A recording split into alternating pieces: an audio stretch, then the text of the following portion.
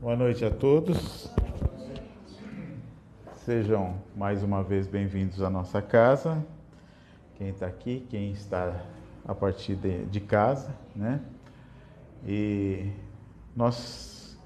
o nosso recado estamos fazendo a reforma do salão, né?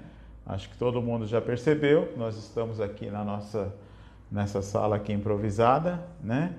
E com essa reforma, nós estamos gastando muito dinheiro.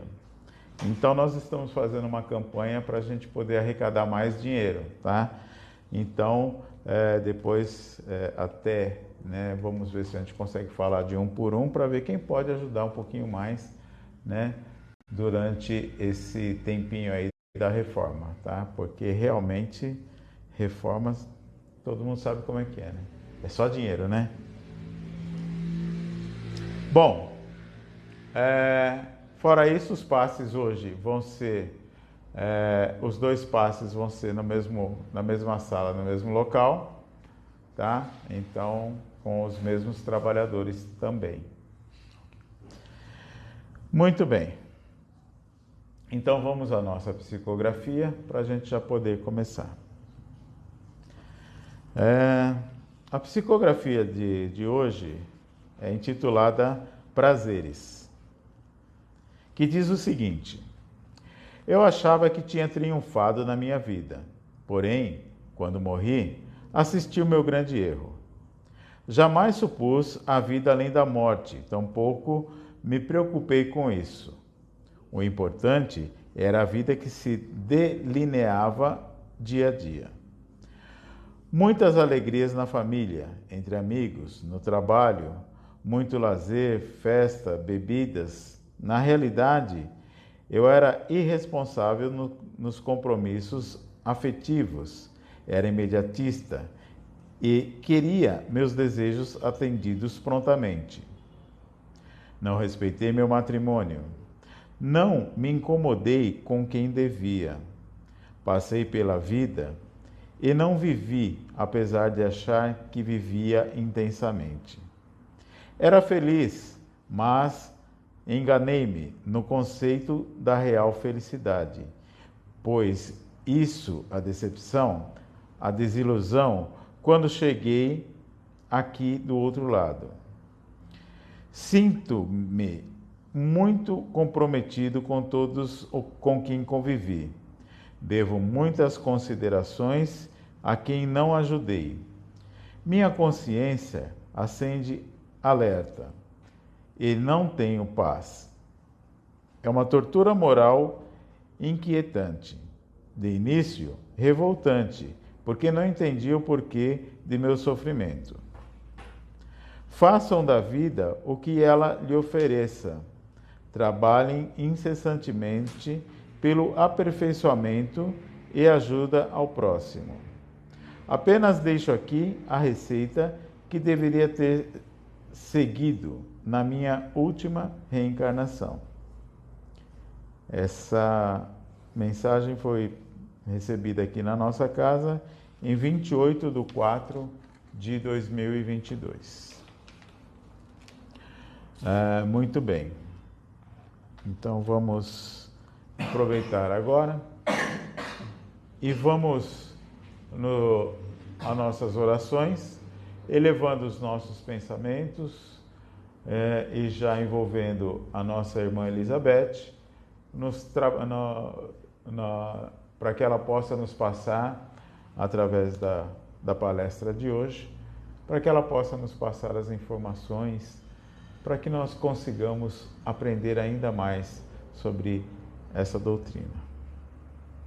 Mestre Jesus, que as tuas bênçãos possam nos envolvendo a todos aqueles que estão aqui junto conosco, envolvendo, Senhor, aqueles que nos assistem de casa, envolvendo aqueles nossos irmãos que se encontram carentes. Que as tuas bênçãos, Mestre, possa trazer os nossos mentores pessoais, o mentor dessa casa, para nos auxiliar. E que teu amor, teu carinho possa se fazer presente durante todo esse evangelho. Com a graça de Deus.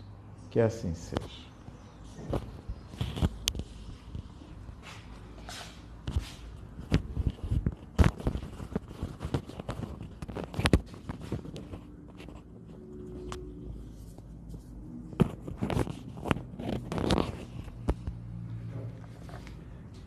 Boa noite a todos, tá? Muito obrigada pela presença e pela oportunidade. Hoje nós vamos falar sobre aceitação, tá? Na semana passada nós tivemos um palestrante da USE, nosso irmão Antônio, que falou sobre obediência e resignação. E hoje a gente fala sobre aceitação, né? A gente vai dar uma continuidade ao tema. Agora, o que é aceitação, né? Será que a aceitação consiste em adotarmos um conformismo em relação a todas as situações desagradáveis, em relação a tudo que nos acontece? Ficarmos numa passividade frustrante? Temos que aceitar a vida que Deus nos deu, aceitar nossos familiares, aceitar os conflitos, aceitar as decepções, as dificuldades financeiras, as dificuldades amorosas, as ingratidões, as pessoas como elas são. Nós temos que concordar com tudo que se nos apresenta, com tudo que nos é dado, nos conformarmos com todas as situações. É assim a vida, tem que ser assim. Muitas coisas que estão em nosso caminho nos incomodam muito. São coisas que nós não desejamos hoje aqui encarnados. Então, como nós vamos aceitar essas coisas? Como lidar com essas coisas? Como lidar com as coisas que nos magoam, que nos afligem, que nos incomodam? Nesse sentido, a doutrina espírita, ela tem muito a nos ensinar. Tá? No capítulo 5 do Evangelho segundo o Espiritismo, intitulado Bem-aventurados aflitos, ele traz a interpretação espírita para essas palavras de Jesus, bem-aventurados aflitos. Ao desenvolver o assunto, Allan Kardec, ele explica que as vicissitudes da vida, as dificuldades que nós passamos, elas são de duas espécies. Umas têm causas em vivências anteriores, outras têm origem na presente existência. Então, as nossas dificuldades são de responsabilidade de quem? Porque Deus quis ou são nossa responsabilidade? Né? Na verdade, Deus é Pai, não é carrasco. Né? Então, Deus nos ama, nos dá oportunidade, nos conforta, nos fortalece e não nos castiga. O castigo, quem nos dá, somos nós mesmos pelas nossas atitudes, né? Só que é tão fácil, né? Quando a culpa é minha, eu coloco em quem eu quero. A culpa é minha, né? Então eu vou falar que é do Marcos, é de vocês, né? É minha, não é? Se é minha, ela está à disposição. Então, muitas vezes a gente coloca em Deus, porque Deus quis assim, né?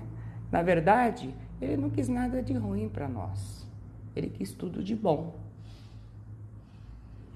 Aí a gente vai fazendo as opções, né? Kardec diz que se aquele que sofre atentasse para seu comportamento, perceberia que, em grande número de situações, foi o seu orgulho, a sua imprevidência, a ambição ou ainda mesmo seus ilimitados desejos que o colocaram na presente condição.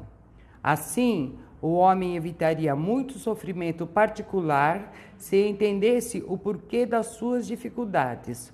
O sofrimento por que passamos são, além das consequências de nossas opções, a advertência de que erramos. Allan Kardec nos ensina que temos muitos problemas originários de vivências anteriores e muitos deles podem referir-se a provas que nós nos comprometemos a passar quando pedimos para reencarnar. Tá? Então, não é porque Deus quis muitas coisas, Deus até pensou que a gente não estava pronta, mas a gente insistiu tanto que estava pronto, né, que vinha, que ia dar conta do recado. Então, a gente escolheu assumir na presente existência para a própria evolução.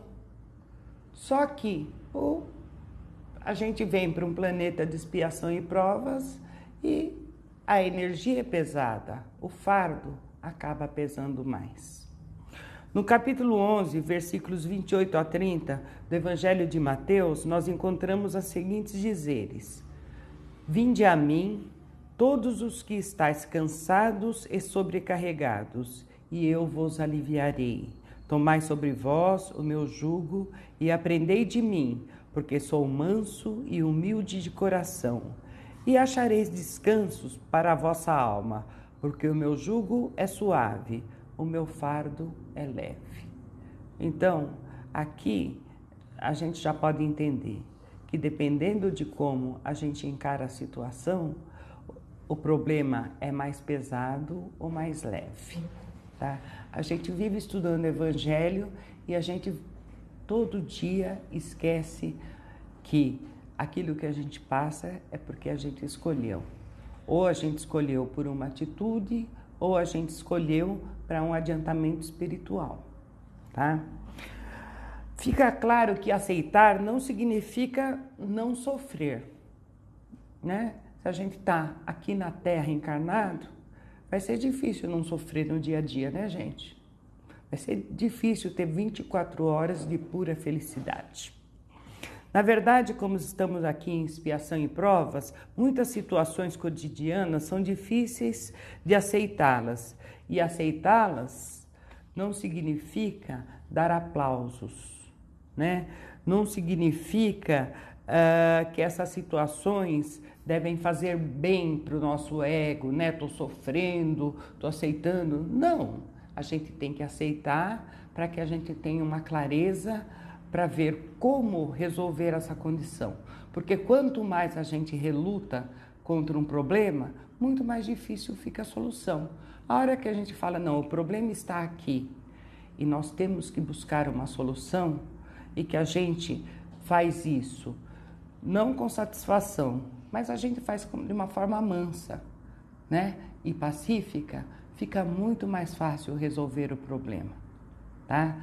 Quanto mais a gente se irrita, muito pior é a solução, por toda a energia que a gente atrai, né?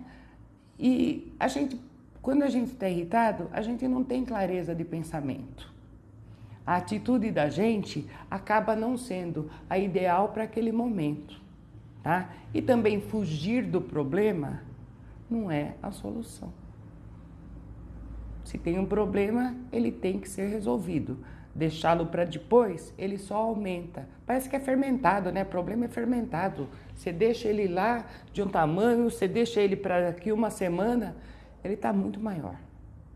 Ele está muito maior, vira um emaranhado, tá? Mas a gente tem que nesses momentos, tá? Mesmo sofrendo, não perder a fé e nem a tranquilidade. Não adianta bater de frente com o problema. A vida, né? Na vida, a revolta, as mágoas, o rancor, eles só nos causam mal. Se você já fez tudo o que estava ao seu alcance naquele momento para corrigir uma situação, chegou a hora de aceitar. Aceita, né? É a vontade de Deus, ora, pede, implora para o seu mentor, para a espiritualidade amiga, que você vai conseguir resolver aquela questão, tá? Não é fácil passar por dificuldades, né? Tudo nos incomoda, né? Seria bem melhor que tudo fosse estivesse no seu devido lugar, mas não é assim. A gente está aqui na Terra, encarnado na Terra, então não dá para ser assim. Não dá nem para querer que seja assim a partir do momento que você aceitou vir para um planeta de expiação e provas. E não é que você só aceitou, você não estava pronto para ir para um planeta mais evoluído, né? A gente ainda está precisando disso. Então, vamos tentar crescer para ir para um lugar melhor. Não sei, daqui umas 200.000 encarnações, quem sabe, mas a gente vai, está evoluindo, o importante é evoluir, né? A gente não pode estagnar, regredir nós não vamos, mas estagnar também não pode, tá? Jesus sempre buscou ensinar de forma simples, com base nas coisas da vida comum. Utilizou-se da atitude das aves no céu para enfatizar a necessidade de se ter fé e confiança na justiça divina. Ele disse assim: olhai as aves do céu, não semeiam, não ceifam, nem recolhem nos celeiros, e vosso Pai Celeste as alimenta. Não valeis muito mais que elas. Jesus, com essa frase, ele deixa claro que Deus não esquece de nenhum dos seus filhos. Ele ampara. As aves não fazem nada, mas não morrem de fome, não ficam ao relento. Ao relento, elas ficam porque é o habitat dela. Vocês entenderam, né, o sentido figurado. Então, elas não ficam desamparadas. Tá? Com esse ensinamento, quis o mestre salientar a necessidade de desenvolvermos a certeza de que Deus está no comando de tudo e, através de suas leis naturais, promove o desenvolvimento e o equilíbrio do universo. Nada escapa à sua essência, à sua vontade. Até os cabelos que nós temos em nossa cabeça são contados. Quem já perdeu todos foi porque pediu para perder, viu, gente? Não foi porque Deus quis que a pessoa ficasse careca, não, viu? São muitas as dificuldades pelas quais passamos, todos nós. Muitas vezes nós achamos que nós somos mártires, né? Só eu sofro, fulano tem uma vida tão boa, tudo para ele é tão bom, né? Aqui no nosso planeta não há privilegiados do Pai. Todo mundo tem problema. Todos têm que enfrentar dificuldades, têm que atravessar tempestades e terremotos. Muitas vezes temos que abandonar nossos projetos e recomeçar um novo. Por quê? A gente às vezes fica igual criança birrenta. Eu quero determinada coisa. Mas chega um momento que a gente para, ora, reflete e percebe. Isso não é para mim, né? Estou fazendo birra. Então, começa um projeto novo, vai para uma outra história. Não estou falando de abandonar um problema, eu estou falando de projetos, coisas que a gente almeja. Problema tem que resolver, não vai para o outro problema não, porque senão vai ficar um trilhozinho de problemas aí para a gente resolver. Então, nós não devemos desistir das coisas, mas podemos mudar de projeto, tá? Que é bem diferente, né? Tem coisas que são difíceis, mas que a gente tem que perseverar, porque a gente é capaz. E tem coisas que chega um momento que a gente percebe que aquilo não é para mim, eu não sou capaz de fazer isso. Então eu vou fazer outra coisa e deixar o orgulho de lado, né? Porque às vezes a gente se mantém num projeto, se mantém numa situação por puro orgulho, né? Para não dar o braço a torcer para o outro. Mas não é para o outro, é para mim. Eu vou dar o braço a torcer para mim, tá? Ok. Né? A minha vontade, né? Me venceu. O meu destino me venceu. A minha missão me venceu. Não é o outro. Tudo que eu faço é para mim, não é para o outro, gente. Né? O outro não precisa que eu faça nada por ele. O que eu faço para o outro é porque nós estamos todos aqui encarnados, nós somos um ser social, nós devemos respeito uns aos outros, mas tudo que eu fizer pelo outro também eu estou fazendo para mim, para o meu adiantamento, para a minha evolução. Tá? No capítulo 15, versículo 7 do Evangelho de João, Jesus diz: se vós estiverdes em mim e as minhas palavras estiverdes em vós, pedireis tudo o que quiserdes e vos será feito. Isso não significa que tudo que pedimos ao Pai, Ele nos dará agora. Vou lá, né? Por muitas vezes recitamos orações maquinalmente e pedimos favores para a satisfação de nossos caprichos. Não receber a imediata satisfação de nossos caprichos não significa que Deus não escuta as nossas preces. Às vezes, oramos e não somos atendidos por misericórdia divina. Às vezes a gente pede justiça, mas a gente quer vingança, né? Que seja feita a justiça. O que você quer? Só que seja feita a justiça. Você está querendo justiça ou está querendo vingança? Na maioria das vezes a gente quer vingança. É muito difícil a gente pedir justiça divina de coração. É se Deus quiser, Ele vai receber o que Ele merece. O que Ele merece aqui, na minha cabeça. Né? Quando a gente fala, a gente pode dizer isso, Deus vai cuidar. Deus sabe o que Ele merece. É bem diferente de quando a gente diz, se Deus quiser, Ele vai receber o que Ele merece. A própria entonação de voz já deixa bem claro o que a gente quer que a pessoa tenha, né? A gente quer vingar o que ela fez. Mas se ela fez porque eu estava merecendo ou porque o outro merecia, então Deus é que sabe. A gente não sabe, muita coisa a gente não conhece, né? Então entrega na mão de Deus, né? Que Ele resolve. A mesma frase, dependendo da entonação, ela vai produzir uma energia totalmente diferente. Vai atrair uma coisa totalmente diferente para mim, para a minha vida. Às vezes também para a vida do outro, mas só que a consequência daquilo que eu disse para o outro vai voltar para mim. Não tem jeito. Gente, aqui eu faço, aqui eu pago, nessa encarnação ou numa próxima. Ninguém vai pagar as minhas dívidas. Eu vou pagar as minhas dívidas e vou ter que quitá-las todas para poder um dia ir para um lugar melhor. Então, quando a gente ora e não é atendido, a gente tem que saber, Deus é o médico. O médico sabe muito melhor que o paciente qual é o remédio que ele necessita, né? Deus, diferente do que nós, que somos movidos pelas paixões e orgulho, sabe o que é melhor para nós.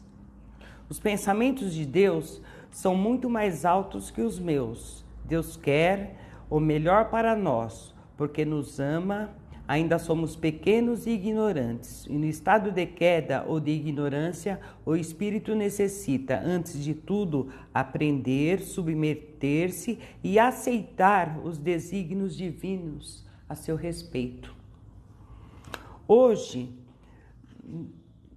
a gente está aqui encarnado, mas no futuro, nós chegaremos a uma época em que as orações serão integralmente atendidas.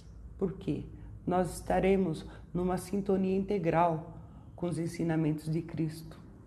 Aí você vai pedir e vai, aquilo que está no Evangelho, pedis e obtereis, né? Vai chegar uma época em que isso vai ser possível, né? Vai ser mas para isso a gente tem que aprender a se comportar dentro dos ensinamentos de Cristo. Que é difícil, a gente ouve a palestra aqui hoje, a gente prepara uma palestra, né? E daqui 5 minutos a gente está tomando uma atitude totalmente diferente, tá? Às vezes no próprio trânsito, voltando para casa, né? Chega em casa, se irrita com alguma coisa, com alguém, esquece tudo.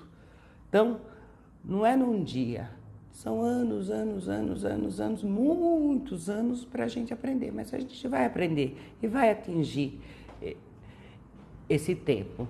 Só que, como nós dizemos, é uma questão de aceitar as situações, a nossa condição e aceitar os ensinamentos de Cristo. Aí a gente vai chegar numa boa condição. Não é para isso que nós estamos aqui, nós estamos caminhando para isso, né? Vai chegar um momento em que nós estaremos habituados a querer e a pedir em Jesus. E as verdadeiras características desse ser infinito, né, já estarão impregnadas em nós. Não que nós seremos igual a ele, mas teremos aprendido muito do que ele nos ensinou. São mais de 2000 anos, nós estamos aqui ainda todo dia em casa, orando, lendo o Evangelho para aprender um pouquinho por dia, tá? Neste momento, na condição de encarnados ou de desencarnados, ainda estamos caminhando para o Mestre, a fim de que possamos experimentar a união gloriosa com o seu amor. Até lá, trabalhemos e vigiemos para compreender a vontade divina e aceitar os nossos desígnios. Temos que aceitar nossa condição e trabalhar em favor do nosso adiantamento espiritual e autoconhecimento. E assim seremos mais felizes, livres de amargores e sentimentos que nos aprisionam à vida anterior. Nós podemos, através da oração e da fé, abandonar ou aumentar a amargura de nossas provas pela maneira que encaramos a vida terrestre. Analisar a vida pelo prisma espiritual, procurando compreender o que é a sabedoria divina, o que são os desígnios, né, que Deus, né, permitiu que nós escolhêssemos quando reencarnamos, quais são também os desígnios que Ele preparou para nós. Nós temos que nos fortalecer e nos proporcionar a devida serenidade, tá? Para aceitar as situações difíceis. Perante a dor, o sofrimento, nós temos que nos manter serenos. Quanto mais nós nos irritamos, mais nós sofremos. E o outro também sofre, né? O outro, às vezes, coitado, está lá com a dor e, ao invés de receber o consolo, tem que vir consolar a gente. Uma das emoções que mais derrubam o ânimo de uma pessoa, minando o seu espírito empreendedor e de superação de percalços, é a autocomiseração.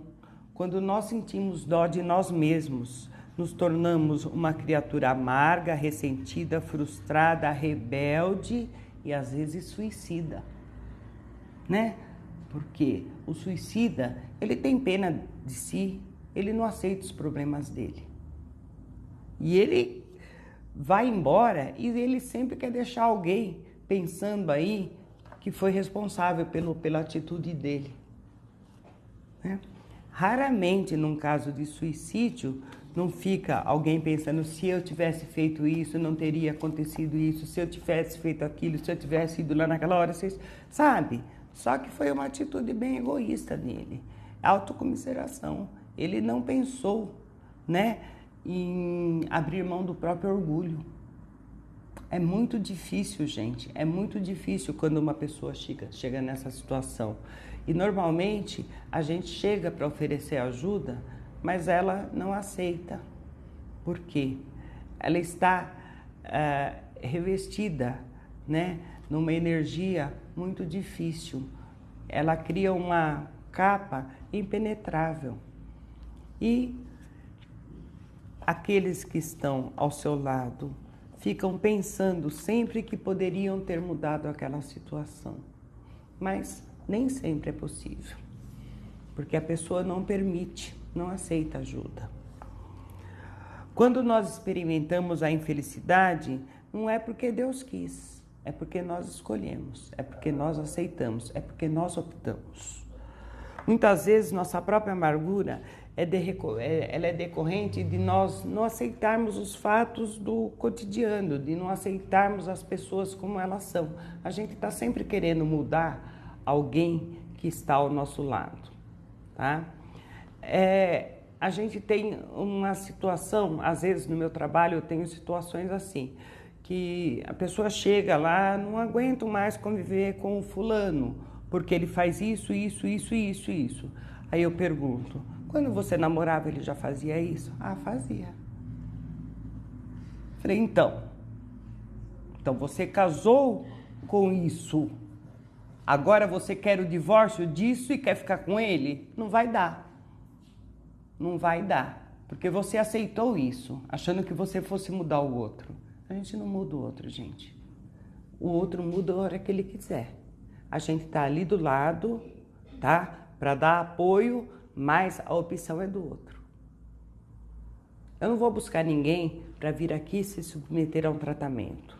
Se ele vem, eu estou aqui do lado para dar apoio. Agora a gente não vai pôr camisa de força em ninguém para isso, tá? E quando a gente escolhe as pessoas, os nossos amigos, os nossos companheiros e até nossos filhos que vão reencarnar, a gente já aceitou com tudo aquilo, tá? A gente está ali do lado para ajudar a mudar, mas a gente não vai mudar o outro. E a gente não pode se esquecer como era essa minha amiga quando eu a conheci. Ela já era assim. Então não posso querer mudar a minha amiga, nem querer mudar o meu companheiro. Ele é que vai ter que mudar, tá bom? Querer transformar o outro que está vivendo a própria história é um engano. Cada um tem a sua própria história, independente da família que está encarnado. Tanto é, tem 5 filhos, cada um é de um jeito e cada um tem uma história para viver. Raramente 2 irmãos fazem exatamente a mesma coisa, se comportam igual. É muito difícil, é uma coisa muito rara.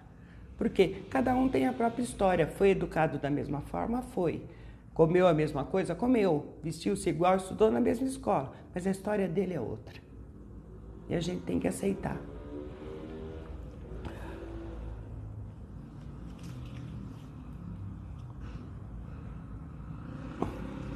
Bom, nós precisamos reconhecer e aceitar, então, as coisas da vida, os problemas que se apresentam. Nós precisamos aceitar as provas que nós nos comprometemos a nos submeter, né? Aceitar não significa tornar-se apático às situações que a gente considera desagradável.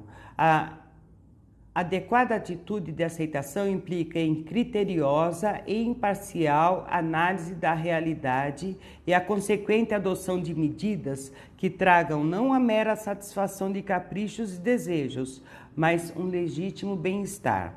A vida é feita de ajustes e todos nós temos o dever de melhorar a própria qualidade de vida. Assumir posturas e atitudes apropriadas e positivas é completamente diferente de sentir-se irritado e frustrado diante de situações que não correspondem exatamente às nossas expectativas. Muitas de nossas aspirações se concretizam apenas gradativamente, na época e no momento adequado.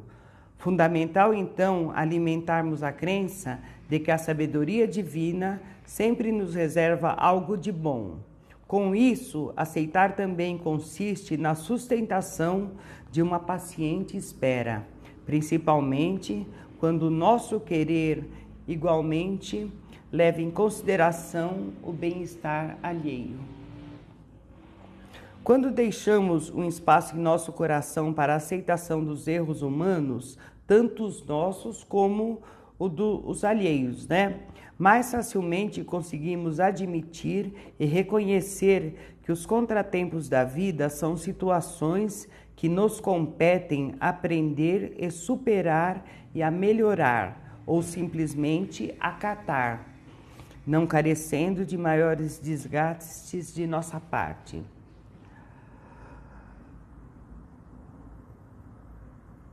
Aceita tudo e todos, tá? É o melhor remédio para a gente viver bem e para a gente evoluir. Ampara o outro, mas aceita. Quando a gente tem o orgulho ou tem o preconceito, a gente não vai ajudar o outro, a gente não vai evoluir. Ele não vai evoluir, a gente também não, tá? Aceitar aquilo que eu não posso mudar, né? A aceitação é a prática da humildade, ou seja, o reconhecimento de que ainda temos muito o que aprender e crescer. Cumpre-nos amar ao Criador e aceitar sua criação, tal qual como se apresenta, toda a grandeza do universo. Embora não a compreendemos integralmente,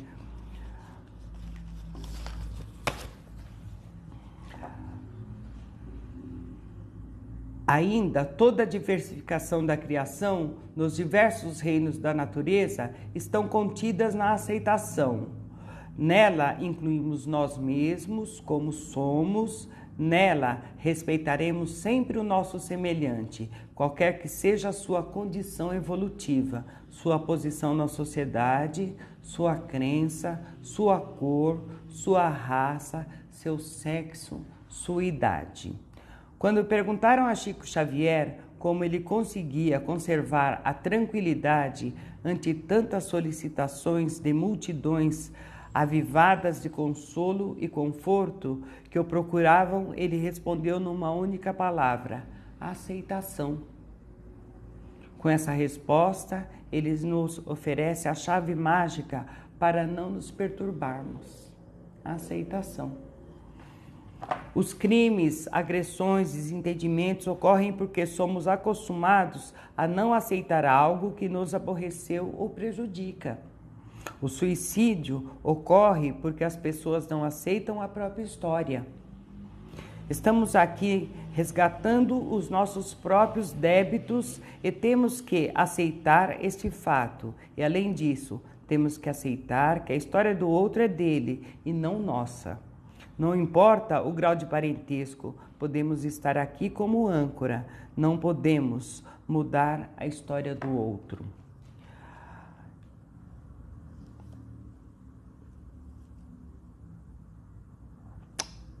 Aqui acho que eu vou deixar para uma outra palestra essa parte aqui, porque senão vai demorar muito, tá? Nós temos dois tipos de aceitação. Tem a aceitação passiva, né? De quem simplesmente se dispõe a carregar sua cruz sem murmúrios e queixas. E nós temos a aceitação ativa de quem dela faz um arado para fertilizar o solo dos corações, com exemplos de dedicação ao bem, conservando a disposição de servir. Na primeira, acertamos nossas contas com o passado. Na segunda, investimos para o futuro. Exatamente como fazia Chico Xavier, né? Aceitava a forma positiva, os percalços de sua condição de missionário, sem contas do passado, para investir em favor do futuro de todos aqueles que têm a felicidade de conhecer os livros por ele psicografados, né? Um exemplo de bem. Agora, o palestrante José Carlos de Luca, no livro Cura e Libertação, faz a seguinte observação, né? Eu posso me tornar uma pessoa sem graça ou uma pessoa muito interessante. Posso apagar meu brilho ou posso fazer brilhar minha luz conforme Jesus nos propõe. O trabalho profissional em si mesmo não é bom nem é ruim, depende de como o executo. O casamento por si próprio não é uma instituição fadada ao sucesso ou ao fracasso, depende de como cada cônjuge se põe na relação.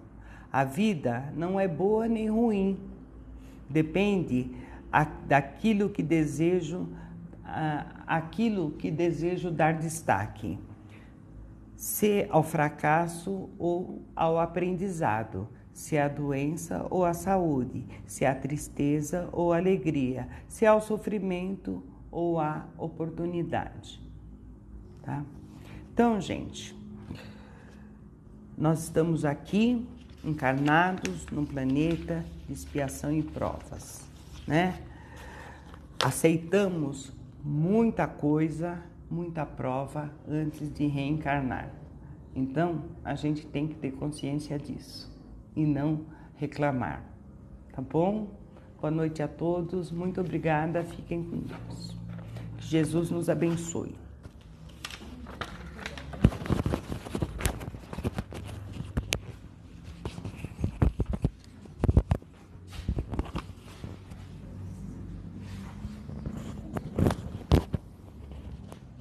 Muito bem. Então vamos, mais uma vez, agradecer pela oportunidade de estarmos aqui unidos, juntamente com todos esses nossos amigos do plano espiritual, para aprendermos um pouco mais do seu Evangelho, Mestre. Que as lições de hoje possam calar fundo em nossos corações e que nós possamos refletir, para que possamos pôr em prática. E assim, Senhor Jesus, seguimos ainda mais nos seus desígnios. Que as tuas bênçãos que agora recebemos, Mestre, possam envolver a cada um de nós e possa também, Senhor, nos acompanhar nos trabalhos que se seguem. Com a graça de Deus, que assim seja.